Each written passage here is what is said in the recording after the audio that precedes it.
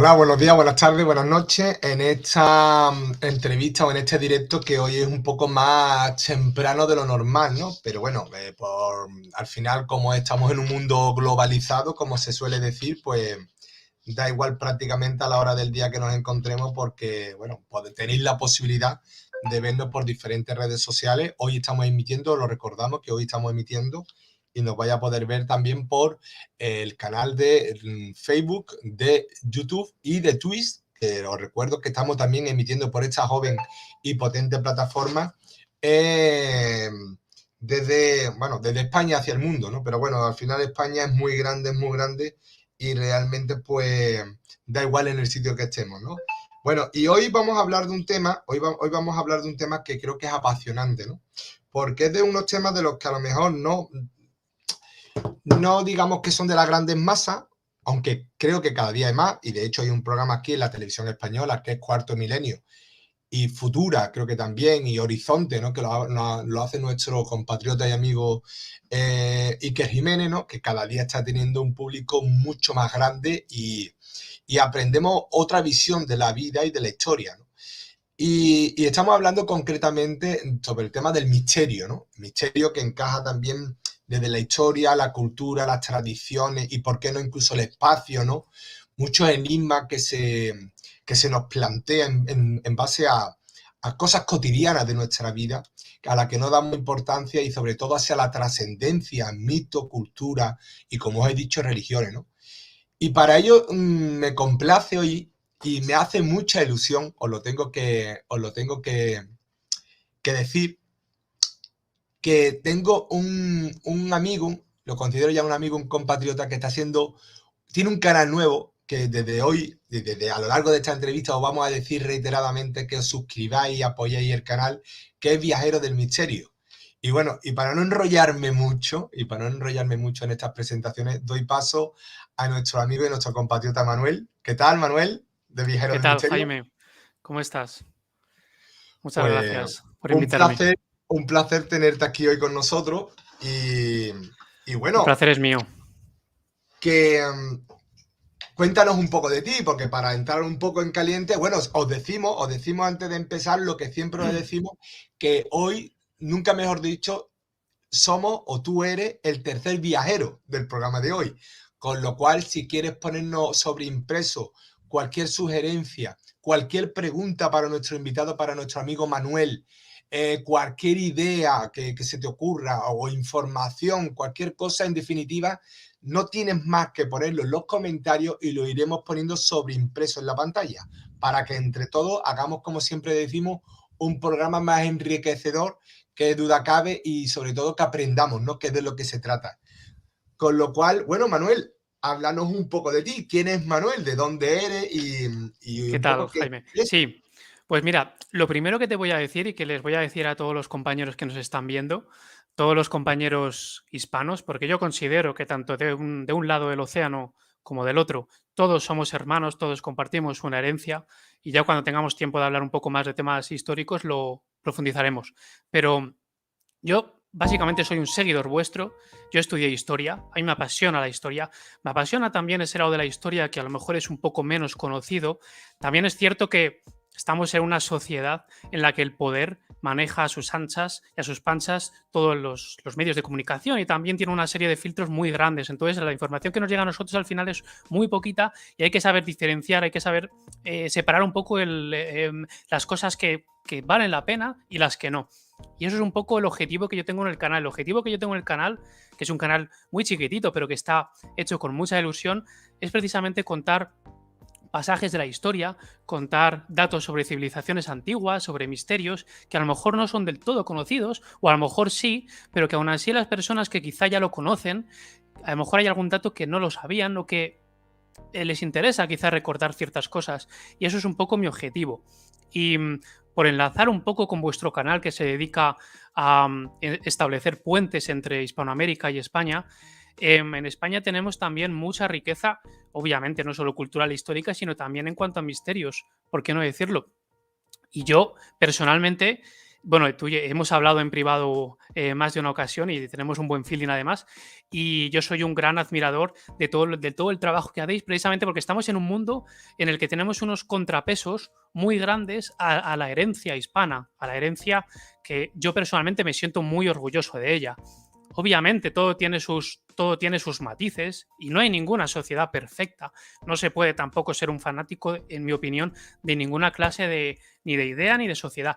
Pero España es una nación que, vamos, ya les gustaría a los ingleses o a los franceses tener nuestro pasado, porque ellos se han dedicado muchas veces a intentar conquistar con la bota, como digo yo, pisando a los demás. Sin embargo, España ha hecho un trabajo mucho más enriquecedor y de hecho bueno, ya hablaremos de historia a lo mejor en algún vídeo o lo que sea, pero en Florida, durante la etapa de América, en Florida llegaban muchísimos cientos de negros, de morenos, como antiguamente no se les decía negros, se les conocía a los morenos, y bajaban de las 13 colonias, principalmente de la colonia de Georgia, y bajaban del norte porque bajaban asustados. ¿Y por qué bajaban asustados? Porque en las plantaciones de los anglosajones, regía un régimen totalmente autoritario.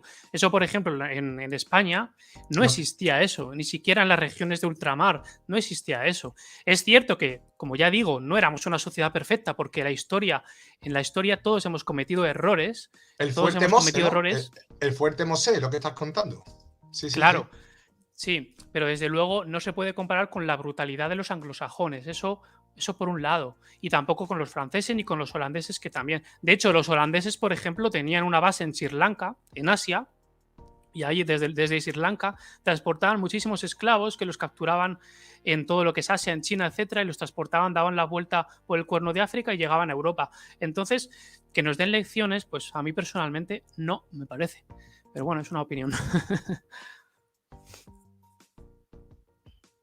Estoy totalmente de acuerdo contigo, totalmente de acuerdo contigo. O sea que realmente tu amplitud es amplia, ¿no? Hoy vamos a hablar de misterio, ¿no, Manuel? Sí, sí, vamos a hablar de misterios, vamos a enfocarnos en misterios y ya en otro vídeo hablaremos un poco de historia. Pues bien, en España tenemos una riqueza en cuanto a misterios muy grande y muy desconocidos, por desgracia. Yo, por ejemplo, en mi canal es un canal muy joven, es un canal, como ya digo, que está empezando con mucha ilusión, pero tiene muy pocos vídeos de momento. Tengo un vídeo en el que cuento el caso Manises, que es un caso, la verdad es que particularmente a mí me impresiona mucho. Decirte, Jaime, que está enfocado en el tema ovni, que a mucha gente el tema ovni quizá le parezca un poco como de niños o de ciencia ficción, ¿no? Estamos acostumbrados a verlos en películas de Hollywood con 200.000 efectos especiales, con pistolas, láser y todo este tipo de cosas, pero nada más lejos de la realidad. Es un fenómeno que los mismos estamentos militares, los cuales el tema militar a mí personalmente también me gusta mucho. Es que a mí me gustan muchas cosas, Jaime, me gustan muchas cosas.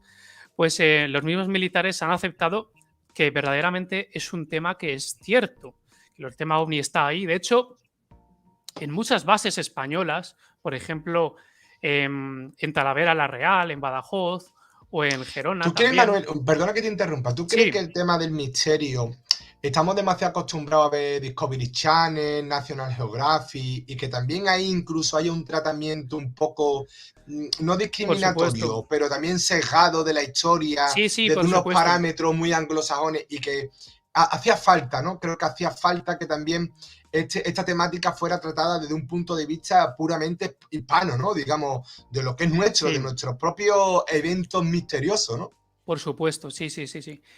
Fíjate, Jaime, y todos los amigos seguidores, cuando Platón empezó a describir lo que él conocía como la Atlántida, lo que nosotros conocemos como la Atlántida, que seguimos buscándola y gracias a la búsqueda de la Atlántida se siguen haciendo grandes descubrimientos y nos pensamos que a lo mejor es un mito, que es una leyenda, pero lo mismo pasó quizá, bueno, quizá, seguro, con Troya, por ejemplo. En Troya nos pensábamos todos que era simplemente un mito y al final descubrimos que era una ciudad totalmente real. Y no solo eso, sino que era mucho más antigua de lo que nosotros nos pensábamos.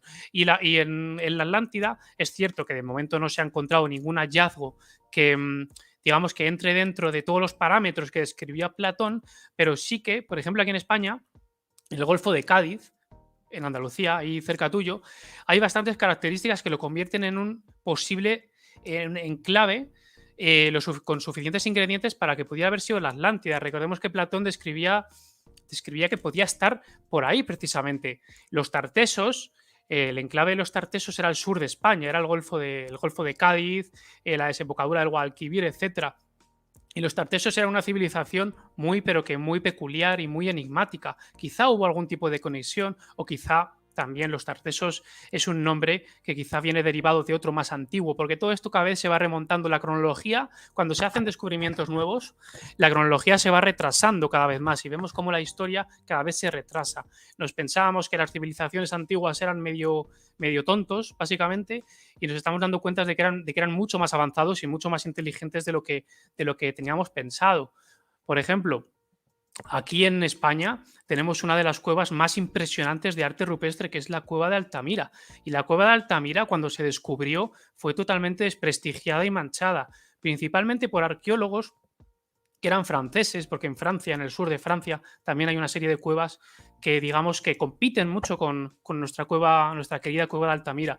Y ellos pensaban que la cueva de Altamira era una especie de falsificación, que no podía ser mejor que la de ellos, etcétera. Y luego, cuando se ha ido descubriendo, se ha ido estudiando la riqueza que hay en Altamira, nos hemos dado cuenta de que es una de las pinturas rupestres más impresionantes que tenemos en el mundo. Está datada en 40.000, 45.000 años. Y la tenemos aquí en Mira, España. mira, O sea, aquí, perdona que te interrumpa. Mira, aquí ves lo que estamos hablando, ¿no? Vos cómo los medios claro. británicos o anglosajones hablan y opinan sobre nuestras propias historias, nuestros propios misterios y yacimientos. ¿Ves cómo aquí ya se Sí, lo, apresuran lo a decir que los desprestigian tartesos no es la constantemente. Atlántida, no es la Atlántida. Claro, claro, claro. Porque Sí, pero bueno, ya sabemos cómo funcionan estas cosas. Ellos siguen un poco su camino, los franceses también. Y no es por entrar en tema de actualidad, pero fijaos lo que está pasando con el gaseoducto este que quieren conectar a Alemania, que tiene que atravesar Francia, y los franceses están diciendo que no, porque eso va a beneficiar mucho a España y a Francia le va a perjudicar. En fin, siempre estamos un poco, un poco así con los franceses y con los ingleses. Pero bueno, también forma parte de la historia, ¿no? Es imposible llevarnos bien todos. Pues y es lo que te digo, en España tenemos una riqueza muy bonita. Tenemos, por ejemplo, lo que yo considero que es un dolmen espectacular y un complejo arquitectónico del Neolítico muy bonito y muy impresionante. También muy misterioso, porque tiene cosas que a mí me parecen muy peculiares, que es el dolmen de Antequera.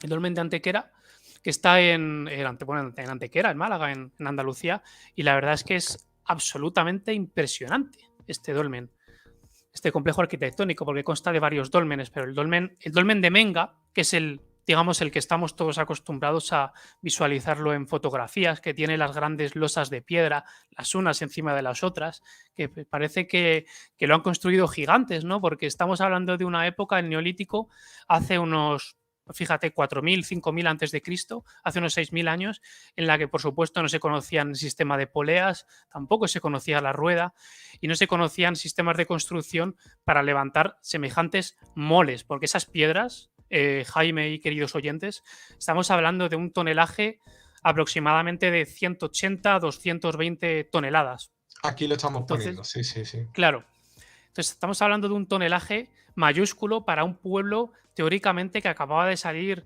de la prehistoria, estamos hablando del Neolítico, se acababa de asentar, acababa de dejar de ser nómada y que no entra dentro de lo normal que pudiera construir, que pudiera levantar y sobre todo transportar de las canteras, porque claro, cuando hablamos de estos complejos arquitectónicos, muchas veces se nos olvida que las canteras no estaban muchas veces ahí mismo, ¿no? Porque, claro, cuando vemos esto, pensamos que, bueno, pues la cantera quizá está a 20 o 30 metros y simplemente han llevado las piedras como han podido, que es una tarea ya súper jodida, para entendernos, muy jodida y más para estos pueblos, pero es que no es así. Muchas veces las canteras estaban bastante lejos, si no a kilómetros, con lo cual, digamos que todo el problema se multiplica por muchísimo. Es muy complicado saber cómo estos pueblos prehistóricos, por ejemplo, los ingleses en las Islas Británicas tienen Stonehenge, que es verdad que lo han sabido vender mucho y lo han sabido vender muy bien, que también es impresionante. Entonces, estos pueblos, ¿cómo podían levantar semejantes moles de piedra y no solo eso, sino transportarlas, ¿no? Eso es lo Parece que te ser. quería preguntar, Manuel, también. Es verdad, ¿no crees tú que cuando se habla siempre de la historia, tendemos a comparar con algo anglosajón y no Sí, valoramos por lo que supuesto. tenemos nosotros, ¿no? Mira, Jaime, yo cuando hablo así en petit comité con amigos míos, etcétera. Yo les pongo siempre un ejemplo muy sencillo, muy didáctico, muy visual también, para hacernos entender el complejo que tenemos los españoles, o algunos españoles, por lo menos. Algunos hay, muchos. Que es que tú imagínate que yo soy España y tú eres Francia. Los dos compramos una casa, un chalet adosado, colindante el uno, cerca del otro. Pues aunque tengamos una casa realmente prácticamente igual, la tengamos igual y la pongamos igual de bonita, uno de los dos, que por ejemplo yo soy España y tú eres Francia, yo siempre voy a mirar con envidia al otro y siempre voy a mirar el coche de Francia con envidia, siempre voy a mirar las ventanas de Francia con envidia, voy a decir, joder, pero qué coche tiene, qué cortinas tan bonitas tiene, qué cosas tan bonitas, qué gafas de sol tiene tan bonitas, qué ropa tan bonita tiene. Y siempre lo expresamos y no nos damos cuenta de que el otro, de que Francia, también tiene envidia, también ve cosas de nosotros que le encantaría tener, pero que ellos no lo dicen porque no son autodestructivos. Que la autodestrucción espiritual, que yo llamo, la autodestrucción espiritual es un germen que tenemos los españoles y que es una putada, si se puede decir, que la tenemos incrustada en nosotros. Siempre queremos lo de los demás, siempre queremos las cosas que tienen los demás, pero nunca nos damos cuenta de las cosas que tenemos nosotros. Y tenemos un país magnífico, que no es perfecto, pero que más le gustaría a la mayoría de los países, sino a todos, tener lo que tenemos nosotros. A ver, recordemos que España es el país o el segundo país más visitado del mundo. O sea, ¿de qué estamos hablando? ¿De qué estamos hablando? No estamos hablando de, con todos los respetos del mundo, no voy a decir ejemplos, pero España es un país que tiene riqueza por cualquier lado. O sea, es que tú te vas al norte, tienes 200.000 cosas que hacer, que ver, tienes una gastronomía impresionante. Te vas al sur, tienes lo mismo. Te vas al oeste, te vas al este, tienes Canarias. Bueno, ¿de qué estamos hablando? Y sin embargo, siempre nos estamos mirando a los demás con envidia, como si nosotros no tuviéramos nada. Pues eso no, eso es una cosa que tiene que cambiar en las futuras generaciones.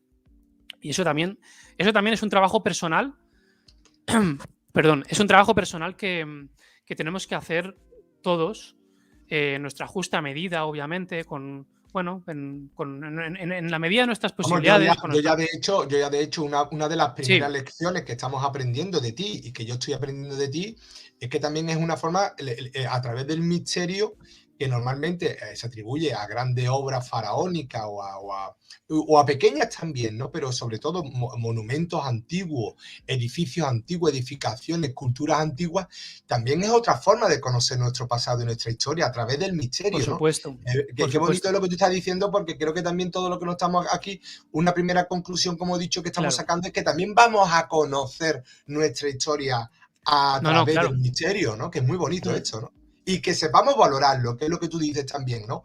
Que podría ser claro. incluso la segunda conclusión. No valoramos lo que... Todo el mundo habla del Titanic, todo el mundo habla de los superhéroes de Marvel, todo el mundo habla del Stonehenge, pero señores, si no hay que recurrir ni a los cómics, ni a, como, oye, con todo el valor que tienen esas piedras colocadas allí, pero si es que es lo que tú dices, prácticamente en cualquier parte de la hispanidad, ya no solamente de la península ibérica, es que yo creo que en cualquier parte de la Mm, hispanidad le das una patada a una piedra y te sale historia a por botones, ¿no?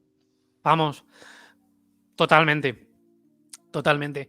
Pero y una cosa muy curiosa, Jaime, es que repito que ellos sienten lo mismo por nosotros. Lo que pasa es que por nuestro carácter, el carácter que tenemos nosotros es un carácter más de exponer las ideas y de cabrearnos. Pero si tú le preguntas en intimidad, yo, por ejemplo tengo amigos que son ingleses y digamos con confianza le pregunto, oye, pero tú verdaderamente qué piensas de España? Y me dice, mira, tenéis un país que es cojonudo. O sea, yo no sé cómo hay gente que se quiere ir, cómo hay referéndum y cosas de estas extrañas que se quieren ir. O sea que por su carácter, por su forma de ser, no te lo van a decir tan así, tan enérgicamente como nosotros, pero verdaderamente ellos también piensan que nosotros tenemos un país cojonudo. Lo que pasa es que no lo dicen por su forma de ser y ellos son más de defender siempre lo suyo por peor o por poca cosa que a lo mejor sientan o no que es, pero nunca te lo van a decir de esa forma. Ellos siempre son de defender su territorio, sus fronteras y ha sido así siempre. Ha sido así siempre, eso no cambiará. Eso va, digamos, un poco en la genética nuestra, que también también es bonito. Nosotros somos un país que tenemos diferentes culturas dentro de la propia hispanidad y yo Es me que yo siento creo, súper yo creo, orgulloso. es que yo creo, Manuel, y no sé si lo que nos estáis viendo, el tercer invitado que eres tú, y que te vuelvo a decir que te animo a que te suscribas a nuestro canal, al canal del Viajero, por supuesto. Hoy es el día del Viajero del Misterio y tenéis que suscribir, darle a las notificaciones y todo, porque vais a aprender una faceta que aquí no se da y que vamos a aprender todo. Y además Manuel sabe perfectamente que esto es un punto y seguido, que vamos a continuar colaborando. Será un Me, placer. gusta, me gustaría, Manuel, dar a conocer eso, ¿no? El hecho de que realmente nos queda mucho por aprender, ¿no? Yo creo que no sabemos, Muchísimo. no, es lo que estabas diciendo, ¿no? O sea, tenemos una cultura no orgullosos de lo que somos, de este mestizaje. Muchas veces se ha estigmatizado desde históricamente el tema de la pureza, como si la pureza fuese, cuando yo la pureza lo he visto siempre en blanco y negro, ¿no? Algo que al final caduca, ¿no? Como las actualizaciones de nuestro sistema operativo, ¿no? No llega a estar a la vanguardia. Y precisamente la hispanidad, gracias a este mestizaje, gracias a la herencia que venimos de otras culturas, véase, por ejemplo, el gran imperio romano, que adquiría lo mejor de su enemigo, lo integraba en su propia sociedad. Yo creo que esa herencia es lo que nos ha hecho ser, a lo mejor de un punto de vista negativo, si hay que ponerle algún punto negativo, muy confiados con el exterior, ¿no? Con el extranjero, y muy poco dados a estar orgullosos de lo que somos y defender lo nuestro, ¿no? Por supuesto, totalmente de acuerdo, Jaime. Es que es así, es tal cual lo vas contando. Fíjate, mira, vamos a ponernos un poco en situación de los acontecimientos recientes que han pasado, no solo en España, bueno, en España, en el continente americano. Supongo que estarás al tanto de que se han tirado y se han pintado una serie de estatuas y de esculturas, tanto de colonizadores como de jesuitas, de monjes, de personas que han estado ahí haciendo una labor más o menos mejor, que algunos se habrán confundido como todos, pero desde luego no merecen el trato que se les está dando por algunas partes. Eso es una auténtica vergüenza. Entonces yo lo que pienso siempre es que no podemos... la gente que sabe un poco de historia y todo el mundo que tiene algo de cabeza lo sabe, no se puede juzgar el pasado con ojos del presente. O sea, yo, por ejemplo, no puedo irme al Jerusalén antiguo y no puedo ponerme las gafas del siglo XXI y empezar a criticar, oye, pero tú por qué llevas alpargatas, oye, tú por qué llevas a tu mujer así del brazo, tú por qué, o sea, esas cosas no se pueden juzgar con ojos del presente porque las cosas han cambiado mucho, gracias a Dios han ido cambiando, otras no, Ese es un gran pero fallo, ese es un gran fallo que tiene la claro, civilización. eso no podemos juzgar esas cosas. Y luego también que somos muy listos, somos muy pícaros. No hablo de los españoles, hablo de toda la sociedad y nos quedamos con lo que queremos, porque la leyenda negra siempre juzga las partes malas, ¿no? Que además la mayoría son falsas, pero no tienen en cuenta las universidades, los colegios, los ayuntamientos, el alcantarillado, la enseñanza, 200.000 cosas que se han ido propagando rápidamente por América desde el descubrimiento del 1492 y que eso no hacen palabra de ello. Y sin embargo omiten muchísimas injusticias que tuvieron lugar en las 13 colonias y luego después, cuando ya se declaró la independencia de los Estados Unidos, porque esa es otra, que el racismo que tanto nos critican a nosotros, sigue todavía vigente en una gran mayoría en Estados Unidos, que eso sería para hablar en un vídeo entero, si quieres, ¿eh? Porque eso es increíble cómo siguen todavía con temas de racismo ahí. ¿Y eso por qué viene? Eso viene de los anglosajones, viene de Inglaterra, que fueron los que empezaron a inculcarles toda esa cultura de que el moreno, que llamaban ellos el moreno, era inferior. Entonces, pues, ¿qué quieres que te diga? Lecciones las justas. En nosotros, España, la hispanidad, cuando éramos el imperio más grande que ha habido, teníamos obviamente cosas que mejorar y había lugares en los que todavía no llegaba bien la educación, etcétera. Pero en la mayor parte de los sitios la educación le daba 200.000 vueltas a lo que tenían los anglosajones, que era una educación, digamos, muy de etnias, muy privilegiada, muy de la élite. Los demás eran unos borregos, todos eran unos borrachos. De hecho, luego lo que pasó en Norteamérica con la ley seca, etcétera. Los anglosajones han tenido una cultura muy elitista siempre, muy de la élite. Te veo el cariz tuyo de historiador, ¿eh? Te veo, ¿eh? Te lo veo. Oye, mira, Manuel, una cosa. Yo creo que ya, vamos, ya. Soy vehemente, sí. Te vamos conociendo y aparte vemos esta faceta tuya histórica que creo que vamos a tratar también esta faceta. Por ejemplo, Jaime, bueno, sí. No, no, te dejo dime, acabar. dime. No, que al final estamos hablando, porque yo soy así, soy súper vehemente, soy muy pasional y cuando hablamos de historia, la verdad es que me pongo a hablar y no paro. Pero quería contar una cosa muy curiosa, que es que este lunes, estaba programado el lanzamiento de la nueva misión a la Luna. Bueno, sabemos que las misiones Apolo que tuvieron lugar durante la década de los 60 culminaron, digamos, el culmen, el cenit, fue el Apolo 11, que es lo que todos recordamos con la llegada de Armstrong, que puso la bandera, etcétera. Pero sin embargo, ha habido un gran vacío, ha habido muchísimas décadas en las que aparentemente no ha habido interés, o al menos eso nos han hecho creer. Y ahora parece ser que se despierta otra vez el interés por nuestro querido satélite, por nuestra querida roca que está ahí arriba, la Luna. Y el lunes estaba previsto el lanzamiento de las misiones Artemis, que son como se van a llamar. Antes eran Apolo, ahora van a ser Artemis. Y no va a ser una, sino que van a ser varias. Esta es la primera. Yo tengo un vídeo dedicado, tengo 4. Tengo un vídeo dedicado a esto. Se canceló, como tú bien sabes, que tú también lo anunciaste súper bien, se canceló en el último momento por un fallo técnico, pero se lanzará en los próximos, yo creo que a principios de septiembre o así, no creo que lo retrasen mucho por un motivo de calendario, porque tienen, obviamente, tú imagínate si tenemos el calendario ajustado, a lo mejor tú o yo, que somos unos cualquiera, imagínate cómo tendrán el calendario esta gente de la NASA. Entonces, no creo que lo prolonguen mucho. Yo me parece que a principios de septiembre lo lanzarán.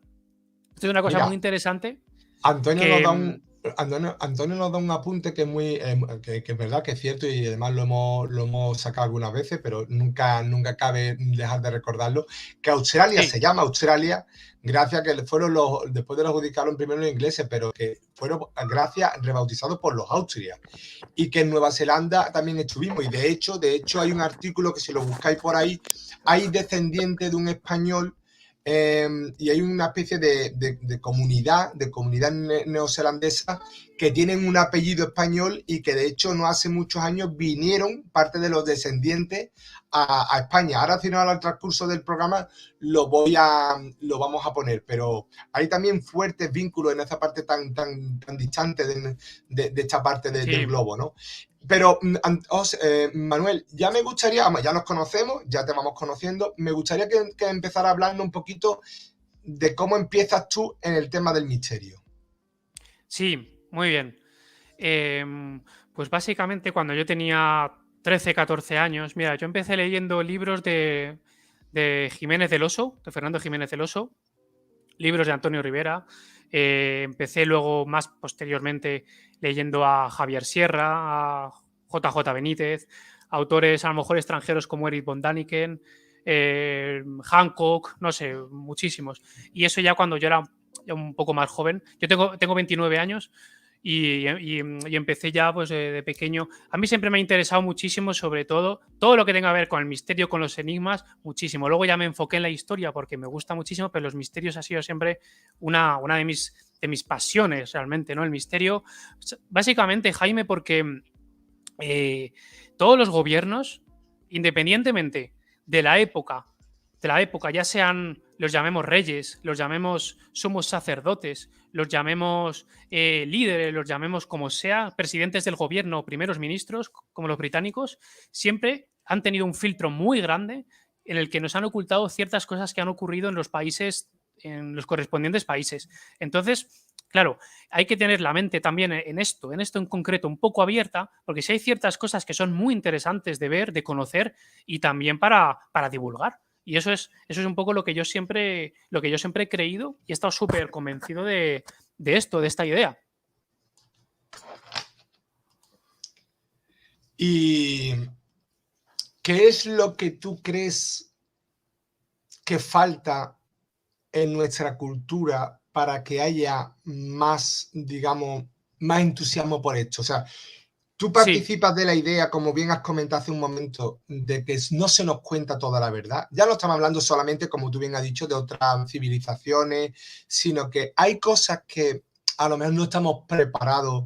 Y date cuenta ahora con el tema de la pandemia, cómo los gobiernos, como muchos mienten más que hablan, lo estamos viendo, ¿no? Sistemáticamente, como nos dicen que no haga una cosa y después ellos se van de fiesta, lo que ha pasado con Boris Johnson, por ponerte te pongo un Sí, ejemplo sí, tan total. tonto porque en redes sociales a veces no se puede poner otro ejemplo más fuerte, ¿no? Pero sí cabe la duda de que realmente no nos están contando todo. Manuel, ¿tú crees firmemente en esa idea de que no se nos cuenta toda la verdad, ya no solamente en misterios, sino en muchas facetas de la vida?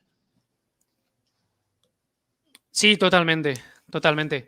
Mira, Jaime y todos los seguidores, la política, al fin y al cabo, es como una gran familia, como antiguamente en los años 60 o 70 que tenían a lo mejor 10 o 12 hijos o algo así. Es como una gran familia en el que el padre, que es el político, lo que quiere es llevar a sus hijos de la mejor manera posible o como él piensa. Y si para eso tiene que a lo mejor ocultar ciertas cosas porque piensa que es lo mejor para sus hijos, para su familia, etcétera, ten por seguro que desde luego no se lo va a pensar dos veces si lo van a hacer, lo van a ocultar, porque según su pensamiento, el fin justifica los medios. Y eso es un pensamiento que es bastante peligroso. Es bastante peligroso porque, claro, es una cosa muy subjetiva y, sin embargo, si nos dejaran a nosotros opinar, posiblemente muchos no estaríamos de acuerdo, ¿no? Yo prefiero, personalmente, prefiero conocer y juzgar por mí mismo. Oye, que esta vacuna es buena, pues a ver, demuéstrame o dame una serie de estudios, etcétera.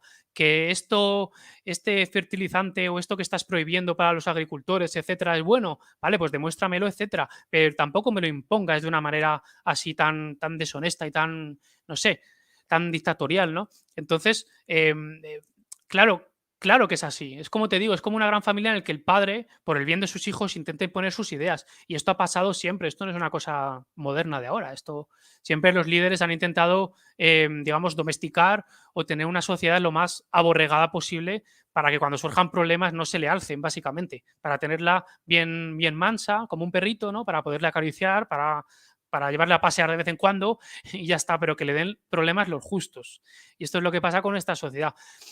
Y nuestra sociedad, en la que participamos todos, cada vez somos más permisivos, en la cual yo me incluyo también. Cuando, por ejemplo, llamas a un número de telefónica o me da igual la compañía, yo qué sé, lo que sea, y te saltan 200.000 contestadores, o llamas a la compañía eléctrica y te toman por tonto y te saltan esperando con muchísimas cosas, o vas a preguntar algo a algún edificio administrativo y te pasan con uno y te pasan con otro, te pasan con otro, y luego nosotros al final nos estamos aborregando porque tampoco protestamos de ninguna forma, simplemente a lo mejor nos contentamos con poner un tuit o alguna cosa, y yo me incluyo, por supuesto, no estoy diciendo nada, yo me incluyo. Y al final eso lo estamos haciendo muy mal entre todos, porque cada vez es como quien le das la mano, pero te va a hacer algo malo, o sea, y tú no haces nada. Cada vez, en vez de cogerte la mano, te va a ir cogiendo el brazo poco a poco y va a ir subiendo hasta aquí. Y eso es un poco lo que pasa, cada vez la sociedad está un poco más adormilada y estamos más aborregados. Y en el caso de España, pues, ¿qué te voy a contar?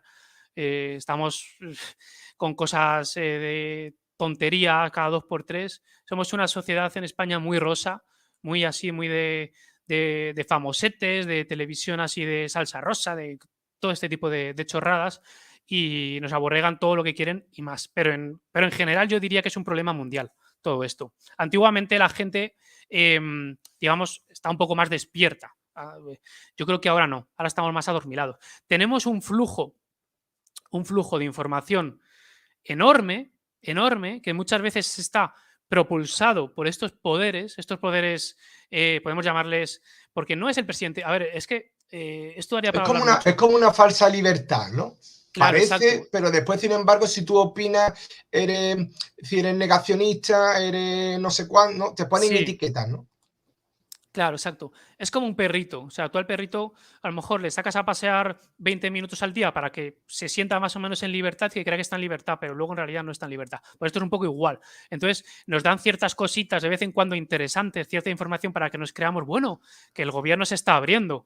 Parece que nos van a desvelar ciertos misterios sobre el encuentro de Gerona o de Talavera de la Real o Bardenas Reales o el caso Manises. Nos empiezan a dar pequeñas pildoritas de información y nosotros nos venimos arriba creyendo que nos van a dar muchísimo. En realidad no, simplemente lo hacen para tenernos nada, un poquito contentos, pero que no nos alcemos la voz demasiado, ¿no? Que no seamos peligrosos, que seamos un animal relativamente tranquilo y que seamos útiles también.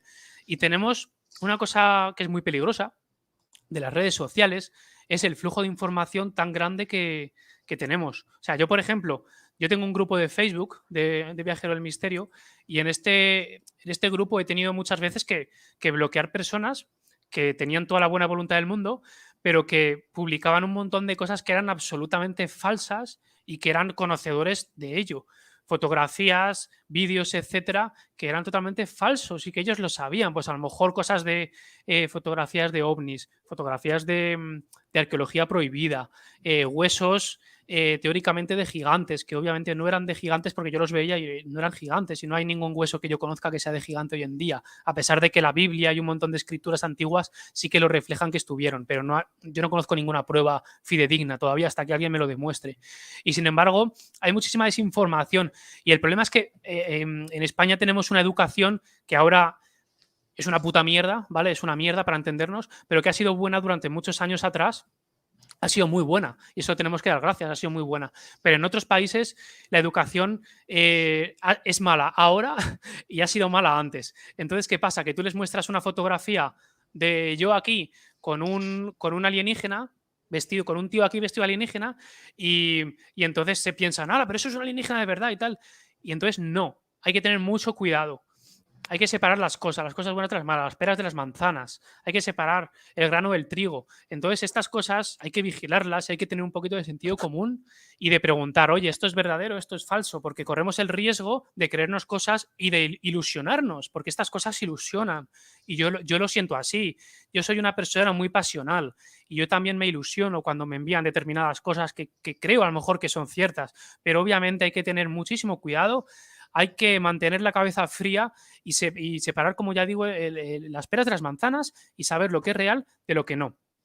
Porque con el flujo de información tan grande, tan inmenso que tenemos, hay muchísima gente que intenta aprovechar todo eso para su propio beneficio y para mostrar cosas que no son Nos verdad. falta crítica, ¿no? Es lo que yo creo que tú nos estás trasladando, ¿no? Creemos que estamos en una falsa libertad, pero que realmente en el momento que te sales de redil te lían a Sí, palo, ¿no? Vulgarmente. O sea, yo creo que yo no entiendo por qué las redes sociales te tienen que censurar un vídeo o capar un vídeo. Ahí está la justicia, ¿no? O como la ley youtuber claro. esta que ahora en España se está sacando, pero que en otros países también en Hispanoamérica, si no han llegado, va a llegar, en Europa se está implantando, ¿no? Esta judicialización exterior por parte de instituciones, partidos políticos, gobiernos, que están suplantando la labor tradicional de un juzgado, ¿no? Porque, oye, si tú haces incitación al odio, es tan fácil como una persona grabe ese vídeo, grabe esa Por porción del supuesto. vídeo, va a la policía y dice, mira, señores, yo creo que esta persona le pone una denuncia porque aquí hace una incitación al odio, ¿no? Y que eso lo juzgue un juez, ¿no? Pero no hay crítica. Se está haciendo esta especie de censura, dictadura audiovisual y no pasa nada, ¿no? Totalmente. Es que, Jaime, te voy a decir una cosa. Cuando los políticos, y aquí me da igual los colores, me da igual uno que otro. Yo personalmente soy de pensamiento más de derechas, pero que me da igual que los de derechas también son iguales. Que cuando un político mete su mano, mete sus zarpas en una institución que no le corresponde e intenta controlar algo, ese algo al final se va a la mierda. ¿Por qué? Porque ellos es lo que hablamos siempre. O sea, lo que hemos hablado en privado o pienso yo también, que es que los políticos tienen que estar en un trabajo muy limitado, o sea, tienen que estar para lo que están, para un trabajo, para un servicio público y tienen que tener vocación. El problema es la vocación. Es como, por ejemplo, tendrían que seguir el ejemplo de los médicos, que es una profesión que todos tenemos en la mente como algo vocacional. ¿Y por qué los políticos no? Pues los políticos, de verdad, tendrían que meterse a política para ayudar a la gente y para ayudar a hacer más grande nuestro país, pero no para enriquecerse ellos y para lo que tú dices, para tapar las libertades. Oye, perdona, pues si no te gusta, no lo veas, pero no le intentes poner barreras a una persona que piensa diferente a ti. O sea, estamos retrocediendo entonces, tanto que criticaban ciertas cosas de nuestro pasado, ¿cómo es que ahora de repente quieren imponer estas ideas? ¿No? Parece que no tiene ningún tipo de sentido. Yo desde luego no lo entiendo y es lo que hablábamos hace 10-15 minutos, que vivimos en una especie de granja humana en la que somos borregos, en la que tenemos un pastor o llámalo como quieras, que se nos ha impuesto, porque es verdad que hay unas votaciones cada 4 años, pero que eso ya están totalmente también muchas veces manipuladas, porque ¿quién controla los medios de comunicación? ¿Quién tiene en poder ciertas radios? ¿Quién tiene en poder ciertos periódicos? Pues al final todo eso, ellos mismos se preparan su propia ensalada, su propio pastel, para luego beneficiarse de ello, ¿no? Entonces es la pescadilla que se muerde la cola. Es un problema muy grande y, a ver, no es por ser negativo, pero Lo que siempre se ha sí, denominado, lo que siempre se ha denominado el cuarto poder, ¿no? claro, exacto. Y que muchas veces nos pensamos que el presidente del gobierno que está bueno, Pedro Sánchez en este caso, o quien sea, que es el que tiene el poder, pero no, Pedro Sánchez es con todos los respetos, es un mindundi. O sea, las personas que tienen el poder son otras, que le van diciendo a Pedro Sánchez, a ver, no es que se sienten, claro, exacto, no es que se sienten con él eh, en la Moncloa y le digan, oye, Pedrito, que te voy a dar un papel y tienes que hacer esto y esto y esto. No es eso, o sea, las cosas son, no están así, o sea, son más subliminales, etcétera. Pero él sabe lo que tiene que hacer porque se lo van diciendo, se lo transmiten Tienes por una agenda, terceras personas. tienes una agenda y cíñete a la agenda. Claro, exacto. Se lo van diciendo terceras personas. Entonces, al final es un monigote. O sea, bueno, Que por cierto, es un gran misterio quién está detrás de la famosa Agenda 2030. Todo el mundo habla de la agenda, pero nadie dice quién es el autor de la agenda, ¿no? Eso sería un misterio a tratar en tu programa. pues mira, yo te voy a decir una cosa. Antiguamente, por ejemplo, en la época de Franco, hasta el 75, incluso un poco después también, los organismos militares en España tenían bastante poder. Y ahora mismo te diría que posiblemente grandes empresas, por ejemplo, de Amancio Ortega y por supuesto las eléctricas, las empresas eléctricas en España tienen muchísimo poder, pero muchísimo poder. Posiblemente sería uno de los claros candidatos. No es solo uno, sino que es presión que van haciendo todos juntos, que se ponen en comunión, porque muchas veces lo que le viene bien a uno le viene bien al otro, normalmente en estos casos. Y entonces el presidente de gobierno de turno tiene que ir cediendo poco a poco. A ver, pasa un poco igual con y no me quiero meter en meollos, pero pasa un poco igual con los separatismos. El tema de los separatismos es bastante complejo porque siempre nos pensamos que solo los de izquierdas, por ejemplo los de ahora, que están cediendo un montón, pero bueno, ya les conocemos y son así. Pero, por ejemplo, los de derechas, cuando han estado en el poder, el PP, etcétera, también han cedido muchísimo, desgraciadamente, a estos movimientos. ¿Y por qué? Porque al final ellos tienen montado un chiringuito también empresarial muy grande en el que luego se van colocando después de estar ciertos años en la política. Y esos chiringuitos, por ejemplo, en determinadas partes de España, también también en esos chiringuitos, en estos chiringuitos tienen mucha importancia determinados partidos políticos regionales y entonces no les quieren enfadar. Y al final buscan su apoyo como sea. Dicen, bueno, yo dentro de 3 o 4 años yo me voy, aquí sálvese quien pueda, yo me voy a determinada eléctrica, a determinada empresa y el que venga después se las apaña. Entonces eso es lo que pasa en España, que no tenemos un sentido de Estado, no tenemos un sentido de país. O sea, al final cada uno va a lo que va, cada uno va por su partido político. Y en esto me da igual un partido que otro, ¿eh? Todos al final son prácticamente iguales. Por eso a uno se le quitan las ganas de votar, porque al final todos están mirando un poco lo mismo y nadie mira por el sentido Y nacional. además eso se puede extrapolar a toda la hispanidad perfectamente, ¿no? Por Bueno, supuesto, pero háblanos un poquito del Viajero del Misterio. ¿Por qué le pones el nombre de Viajero sí. del Misterio? A ver, el nombre de Viajeros del Misterio se me ocurrió porque la verdad es que pienso que todos al final en nuestra vida somos un viajero, somos un viaje en el que tenemos que conocer y tenemos que aprender, tenemos que captar como una esponja, cuantas más cosas mejor. Yo personalmente pienso que después de esta vida, después hay otras cosas, hay otra vida, hay un Dios, cada uno que piense lo que quiera, pero desde luego esto no es el final y yo lo pienso así, por eso lo llamo viajero. Y misterio porque estamos rodeados de misterio, como hemos estado hablando. Por eso lo he llamado así. Yo me considero un viajero y creo que al final todos somos en mayor o menor medida viajeros. Es verdad. Por eso lo puse, Viajeros del Misterio. Y háblanos un poco del canal. ¿Qué nos podemos encontrar en este canal? Que todavía está creciendo en contenido, pero ¿qué nos podemos Sí. encontrar? Pues mira, yo el canal lo estoy estructurando de manera que tengamos tanto contenido de criptozoología. Por ejemplo, criptozoología viene de la palabra cripto, en griego, oculto. Entonces, son animales que todavía no están catalogados como algo totalmente verídico.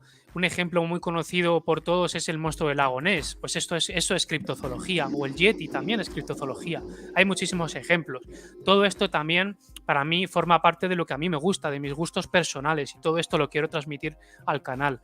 Otra cosa que también quiero transmitir al canal y que estoy transmitiendo, las civilizaciones antiguas, cómo desaparecieron, por qué, los misterios, qué se conoce de ellas, sobre todo enfocado a los grandes enigmas, ¿no? Las grandes construcciones de la humanidad que no tienen explicación.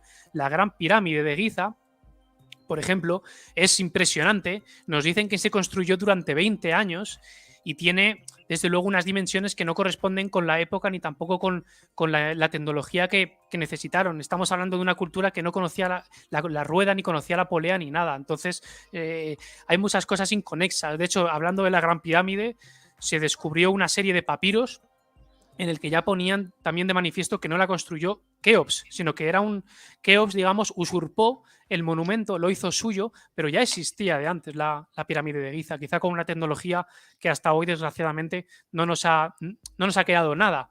Quizá debajo de las arenas del desierto egipcio, todavía nos aguardan muchísimos de los misterios, muchísimos enigmas, muchísimos misterios y también, ¿por qué no?, explicación de todo esto, ¿no?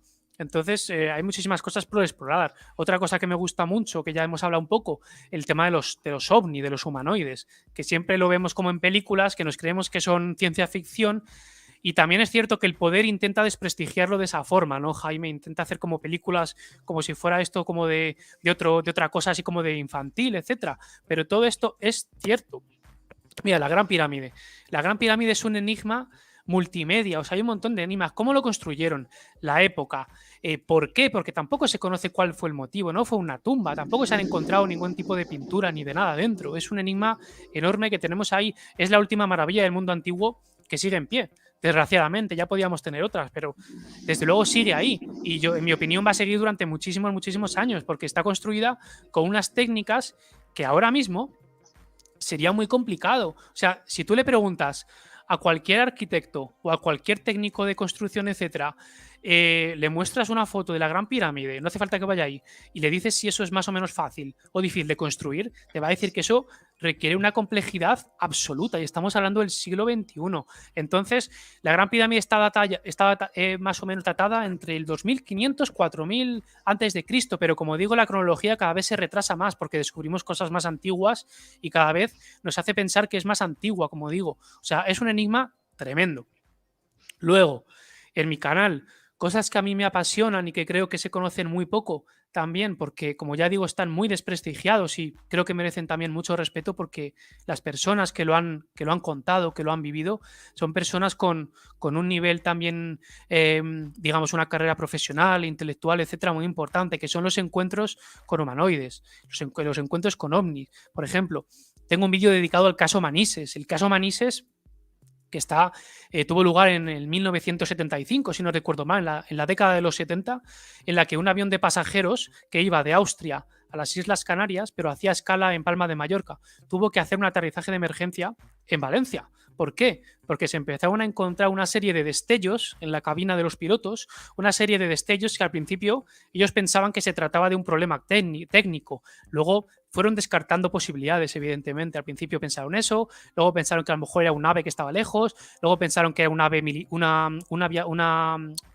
militar, un caza, pero cuando llamaron a control, cuando llamaron a la torre de control, se dieron cuenta de que no correspondía con nada humano. Luego ya cuando se empezaron a acercar a eso vieron que tenía forma discoidal, forma ovalada, como de un plato invertido, un plato boca abajo. Y luego salieron unos cazas del ejército, que ahí es donde entra lo interesante de todo el caso Manises, que es cuando entran... Volviendo un poquito, y ahora vamos a profundizar en el caso Manises, volviendo un poquito solamente una pincelada a lo que tú has dicho antes de las pirámides. Tú fíjate qué misterio, por ejemplo, que incluso en el caso de Machu Picchu, ¿no?, que lo estoy poniendo sobre impreso, tú fíjate el hecho tan importante del tema de las piedras, ¿no? Por ejemplo, cómo hicieron cómo encajaban estas piedras, que muchas de ellas incluso se dice que no cabe prácticamente la hoja de un cuchillo, ¿no? Esa es Aguaman. Claro, exacto. Es que las culturas precolombinas también tienen una riqueza cultural muy grande. Por eso yo siempre pienso que no hay que quitar ni una cosa ni otra. O sea, las personas hispanoamericanas, se tienen que sentir orgullosas de todo, de lo español y también de lo preespañol, de lo precolombino, porque es impresionante cómo construían también estas piedras, estas losas que encajaban como si fuera un puzzle. Como tú bien dices, no en todas, pero sí que hay casos en los que no se puede meter ni una cuchilla de afeitar, que lo hacen lo han hecho con una precisión increíble. Y lo curioso de esto es que no solo, por ejemplo, en Perú o en Bolivia, por ejemplo, en Tiwanaco, cerca del lago Titicaca, en Tiwanaco, por ejemplo, es un complejo arquitectónico impresionante también. Y no hablemos de México. México también tiene una serie de maravillas tremendas. Mira, tú fíjate, esta foto que estás mostrando, que estoy viendo yo ahora, esto tiene una precisión increíble. De Cuzco, porque como, es de Cuzco, claro, me parece que sí.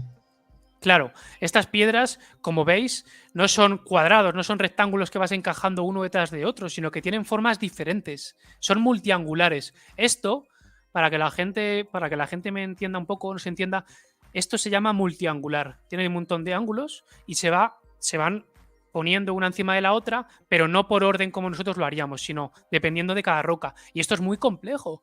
Esto realmente es una maravilla. Y esto lo tienen ahí en Sudamérica, sí. También se han encontrado en Egipto construcciones así. Sudamérica tiene una riqueza también precolombina impresionante y es un misterio. Luego tenemos, por ejemplo, las piedras de Ica, que son piedras que están totalmente pulidas, son piedras enormes, les hay de todos los tamaños, son piedras enormes que hay por la selva, en Centroamérica. Hay muchísimos misterios en Centroamérica. Centroamérica es un continente, América en general, es un continente maravilloso con muchísimos misterios, muchísimos enigmas. Luego tenemos en Perú también, en el sur, las líneas de Nazca, de la Pampa, todo eso también no se sabe muy bien para qué fueron talladas, porque fueron, digamos, horadadas, alañadas en la tierra, en el desierto, y no se sabe muy bien cuál fue el objetivo de las líneas de Nazca. Hay muchísimas teorías. Bueno, yo te puedo sacar teorías, Jaime, 40.000 teorías sobre las líneas de Nazca, y todavía no se ha ratificado ninguna como la acertada, porque es muy complicado, no sabemos por qué lo construyeron. Desde luego, las líneas de Nazca, que está muy cerquita de esto que estás mostrando ahora, de Cuzco, está muy cerquita. Las líneas de Nazca en mi opinión personal, es uno de los grandes misterios que todo el mundo tiene que conocer, porque no solo les afecta, en mi opinión, a los peruanos, sino que nos afecta a todos, porque las líneas de Nazca fueron hechas, y esto es una obviedad, fueron hechas para verse desde el aire. Mira, comparto lo que dice Ana Cristina Santos, nuestra compatriota y amiga Ana Cristina, a la que mando un saludo muy fuerte desde el otro lado del charco. Que eso Pues es una un saludo maravilla, a es que es una Ana maravilla. Cristina. Sí, Gracias, sí. Ana Cristina. Pues, claro, las líneas de Nazca tienen una particularidad muy singular para mí, que es que fueron hechas para verse desde el aire. Tienen una serie de figuras y una serie de dimensiones que si tú estás, por ejemplo, si nos encontramos tú y yo, Jaime, al hacer esta entrevista bajo los pies de estas líneas, no nos daríamos cuenta de lo que tuviéramos ahí en los pies. Diríamos, bueno, esto es un camino y ya está. Sin embargo, cuando te elevas en globo o en avioneta a unos 50 o 100 metros ya de altura, ya se empieza a contemplar la magnificencia, la dimensión de todo eso. Son líneas de kilómetros. Entonces hay muchas teorías, desde que fueron hechas para canalizar el agua, que muestran una especie de calendario lunar, calendario solar, calendario astronómico. Hay muchísimas teorías. Perdona, Manuel, como aquí el que manda son nuestros compatriotas y los que nos ven y en el día de hoy, el tercer viajero, Oscar nos pide, por favor, que es verdad, mea culpa, lo interrumpí yo a don Manuel, que nos siga hablando y que nos termine de hablar de la historia de Manises, que nos dejamos a la mitad. Vale, del incidente Manises, sí. A ver, pues el incidente Manises principalmente empezó porque un avión de pasajeros, estamos hablando de la década de los 70, creo recordar que era el 75, si no recuerdo mal. Pues en esta época, bueno, en este contexto, un avión de pasajeros desde Austria a Canarias tenía que hacer una escala técnica en Palma de Mallorca, en las Islas Baleares. Y cuando iba a hacer esta escala es cuando se encontró algo que realmente todavía nos seguimos llevando las manos a la cabeza porque no sabemos explicar. Los pilotos, tanto piloto y copiloto, como también alguna azafata que ha contado después, empezaron a ver lo que parecía imposible, que eran una serie de luces por las ventanas, una serie de luces intermitentes también, que es como si quisieran contactar de alguna forma porque eran intermitentes, como ya digo, no eran regulares. Y obviamente el piloto, en su trabajo profesional, lo primero que tiene que hacer es descartar posibilidades. Entonces llamó al centro de control y preguntó, bueno, tengo un contacto aquí cerca mío que está acercándose, etcétera. Quiero preguntar si es algún tipo de aeronave comercial o militar. Entonces, el control, que había dos controles en esta época. Uno estaba en Torrejón de Ardoz y el otro estaba en Barcelona. Habló con los dos centros de control nacionales. Tanto el de Barcelona como el de Madrid, el centro de control Torrejón de Ardoz, les confirmaron que eso que estaban viendo no pertenecía a nada porque en el radar, en el sistema de radares, no tenían en pantalla ninguna aeronave en espacio aéreo español. Con lo cual, lo que estaban viendo, había dos posibilidades. O bien que era una imaginación, que se lo estaban imaginando, o bien que era una aeronave desconocida que tenía algún tipo de camuflaje antirradar y que no aparecía en los radares españoles. Radares que además eran bastante buenos, por cierto, los que teníamos ya en esa época. Entonces, claro, el piloto y el copiloto, cuando escucharon eso desde la torre de control, les empezó a caer una gota de sudor por aquí, porque dijeron, bueno, nos acaban de confirmar que esto no corresponde a nada que nosotros conozcamos. Y al ver que esa luz se acercaba, y al ver que los pasajeros también empezaban a comentar ciertas cosas y que el nerviosismo iba en aumento, el nerviosismo también de las azafatas, porque no nos olvidemos que en un avión no solo están el copiloto y el piloto, sino que hay también azafatas que también estaban viendo eso y que también estaban muy nerviosas. Entonces, ¿qué pasó al final? Pues lo que pasó sencillamente fue que el piloto pidió por favor a la torre de control de Torrejón de Ardoz que le suministrara, ya que no le podía esclarecer qué era lo que estaban viendo, que por favor al menos le escoltaran aviones militares, que por favor tuvieran algún tipo de escolta, porque estaban, para entendernos, estaban cagados de miedo, estaban aterrorizados ya. Todo esto transcurrió en, no sé si media hora o una hora o así. Pero bueno, el caso es que el piloto ya solicitó una ayuda, pues ya estaba totalmente desesperado al ver que no podían esclarecerle lo que pasaba. Y entonces despegaron unos aviones Mirage F1, unos aviones que ya se han dado de baja, luego fueron sustituidos por los F-18, unos aviones del ejército Mirage F1. Y estos aviones despegaron, tampoco sabían lo que se iban a encontrar, les dijeron que un avión de pasajeros estaba teniendo problemas y que había solicitado su presencia. Entonces los aviones despegaron, se pusieron relativamente en paralelo al avión de pasajeros, tampoco muy cerca, pero sí suficientemente a distancia para intentar contemplar a ver si veían algo ellos también. Y entonces se dieron cuenta de que efectivamente había unas luces que estaban por ahí cerca que estaban pululando y no sabían muy bien qué es. Y uno de estos pilotos de estos aviones, que se llama Fernando Cámara, si no recuerdo mal, que es una persona que luego ha tenido entrevistas posteriormente, etcétera, pues este hombre, Fernando Cámara, nos ha confirmado que él tuvo que poner su avión en una posición de ataque. O sea, que tuvo que poner, yo no soy experto militar, pero sí que me han dicho que los aviones militares normalmente cuando están en un ejercicio de entrenamiento, normalmente su velocidad tiene como una especie como de bloqueo.